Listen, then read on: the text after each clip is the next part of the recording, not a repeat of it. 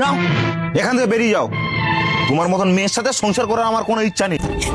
বাবা, আমি আর সংসার করব না। তোমার জামাই আমাকে দিন রাত ধরে মারে। না রে মা, অমন বলিস না। সংসার অনেক কঠিন জিনিস। বাবা, তুমি তাড়াতাড়ি আসো, নাহলে কিন্তু আমি কিছু একটা করে ফেলবো। তুই চিন্তা করিস না মা, আমি এক্ষুনি আসছি। কি রে মা, সংসার করতে গেলে অনেক কিছুই হয়, তাহলে তুই সংসার করবি না? বাবা, তোমার জামাই দিন রাত অশান্তি করছে, কিছু বোঝার চেষ্টাই করছে না।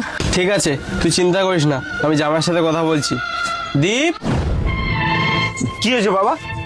আপনি কখন আসলেন? এসব কি শুনছি বাবা? তুমি নাকি ঋতুকে বলেছো ওকে নিয়ে আর সংসার করবে না?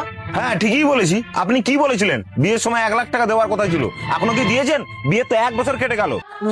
বাবা, আমার একমাত্র মেয়েটাকে আমি তোমার হাতে তুলে দিচ্ছি বাবা।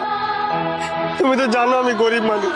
হ্যাঁ, তোমার বিয়ের সময় আমি তোমাকে 1 লাখ টাকা দেবো বলেছিলাম, কিন্তু দিতে পারিনি বাবা। তাই তো আমার যেটুকু ভিটে বাড়ি ছিল তার দলিলটা আমি নিয়ে এসেছি, শুধু তোমার হাতে তুলে দেবো বলে। আমার মেয়েটাকে কষ্ট দিও না বাবা, আমার মেয়েটাকে কষ্ট দিও না। এ কি বলছেন বাবা? না না, আমি অতটা খারাপ নই বাবা যে তোমার শেষ সম্বলটুকু আমি কেড়ে নেবো। ঋতু, আমি ভুল করেছি ঋতু, প্লিজ তুমি আমাকে ক্ষমা করে দাও। বাবা, আমি তো এটাই দেখতে চেয়েছিলাম বাবা, তোমরা যেন সারা জীবন এইভাবে সুখে থাকো। আমি এটাই দেখতে চেয়েছিলাম বাবা, আমি এটাই দেখতে চেয়েছিলাম।